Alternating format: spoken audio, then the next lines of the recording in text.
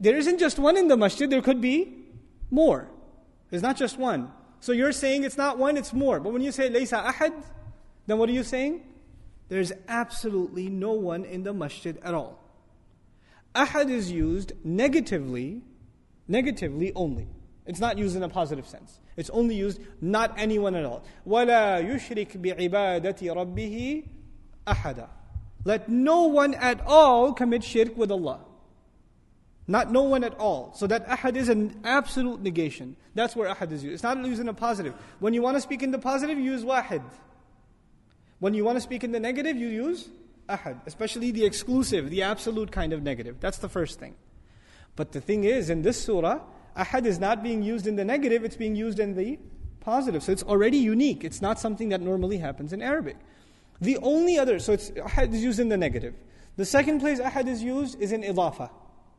Ahadukum, ayawaddu ahadukum, right? Would any of you like an ya'kula lahma akhihi maytan fakarihtumuhu in Surah Al-Hujurat?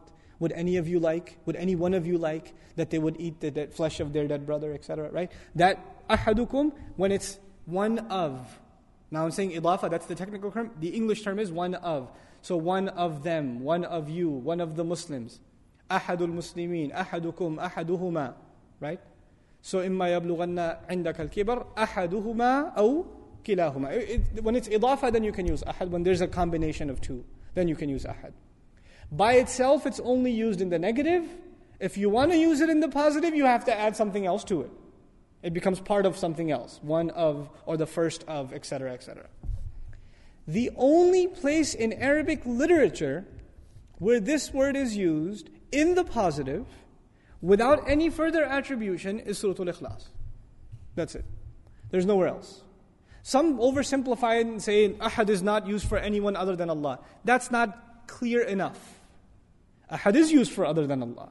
But the word ahad in the positive, without any idafa in it, in that way linguistically is never ever used for anyone other than Allah.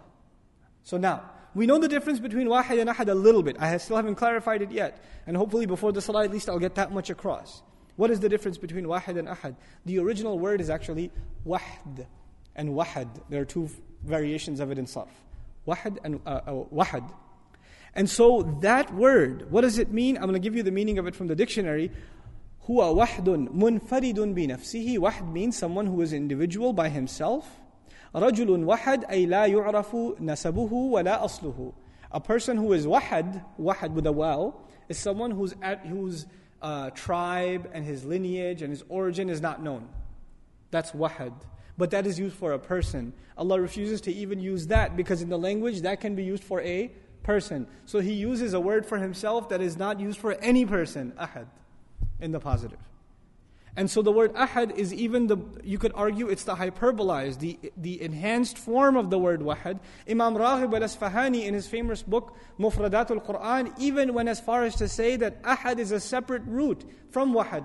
Most say that ahad comes from the root origin, waw, ha, and dal. But Imam Raghib says, no, ahad is a separate entity by itself. And I'll give you his definition also. He says, أي المنفرد لا نظير له وليس له معه غيره. There is nothing that can be compared to an ahad. There is a unique, singular, sole entity to which there is no comparison possible, and there is no competitor possible, and there is no antonym or opposite possible. There is nothing possible in terms of any sort of affiliation with this one. The one that has no second is ahad. The one for whom the second is impossible. That's ahad. Now, this word used for Allah Azza wa Jal creates, earthquakes in Arab society. They have gods, they believe in gods, but for their gods there's also another God. I can have my God, you can have yours. And their concept of Allah is Allah is there, but He has, angels He took as daughters, ma'adallah, or the Christian community said He took a son, or the Jewish community, a fraction of them, not all of them, a fraction of them said Uzair has been taken as a son of Allah, so they attributed sons and daughters to Allah. In Hindu tradition, what do? In some of the Hindu traditions, they say God became the universe, so God is in the bug and in the tree and in the rock and the stone, and God is running in my veins and all of this stuff, right? This is similar to American transcendentalism more recently in the late 1800s, early 1900s, right? In American literature also, God is in the tree or in nature or in us, and etc., this idea.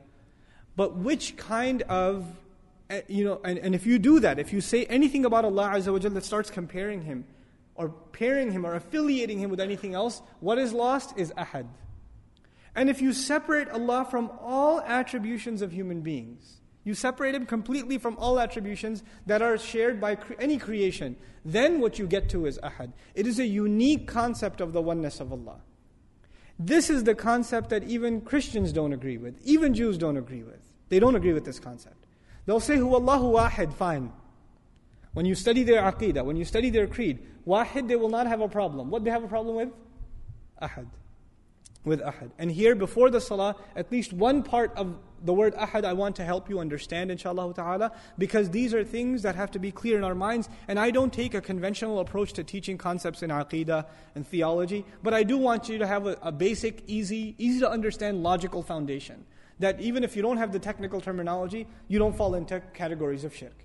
One of the easiest places where people can be confused is when a word is used for Allah and is also used for us.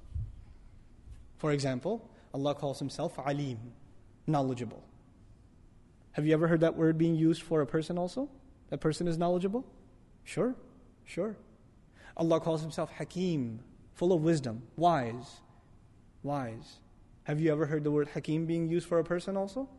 It's possible. Allah says, for example, He says He is Rahim, merciful.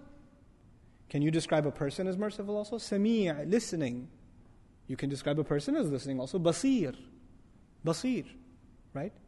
Basir is someone who can see. Allah describes Himself as someone who sees. Can you use that word for a human being also? Yes, you can. This is a problem because now the same word is being used for Allah and the same being used for a human being. Now where's the only word that's only used for Allah and can never be used for a human being as a description? Ahad. That's the word, right? And as-samad, as we'll see. These words are unshared. Everything about this surah is unshared. You will find other attributes of Allah in other surahs. But those attributes, what you'll learn about them is, it's possible that in some way, shape or form, those attributes can also be used for people. Like Allah's name Ra'uf, compassionate, is used in the Quran for the messenger. Bil mu'minina Ra'ufur Rahim. So how do we understand that? How do we clearly understand when a word is being used for Allah and can also be used for other than Allah? How do we not end up doing shirk? What I'd like you to remember is 3 differences. If you remember 3 things, you'll never fall into shirk. The first difference. Let's take one name, so we can use that as a sample, and it works for all the other names of Allah Azza wa Jalla. Let's take the name knowledgeable. Allah is knowledgeable. We say that if that name is being used for Allah, then that power that Allah has, that knowledge that Allah has no beginning and has no ending. The knowledge of Allah has no beginning and no ending. Compare that to my knowledge and your knowledge, or the knowledge of all creation put together. What does it have? It has a beginning and it has an ending. So the first difference is, it's infinite. It has timeless actually. No beginning, no ending. And ours is temporary, timed, caged. That's one big difference. The second difference. Allah's knowledge has no limits. He knows everything.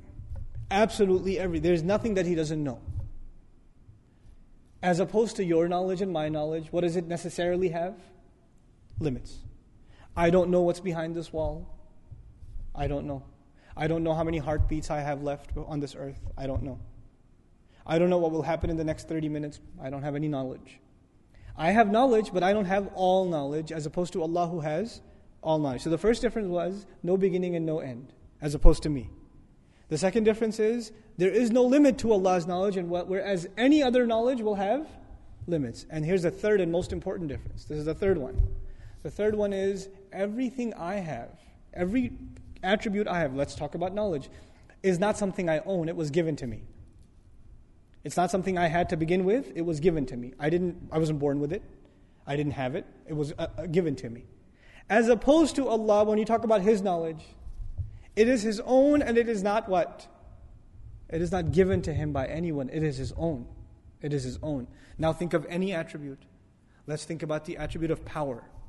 Allah is Al-Qawi. You can have a person who's strong, he has some power. But the power of Allah has no beginning and no end. But the power of a person has a beginning and an end. The power of Allah is infinite. It has no limits. It's limitless. But the power of a human being has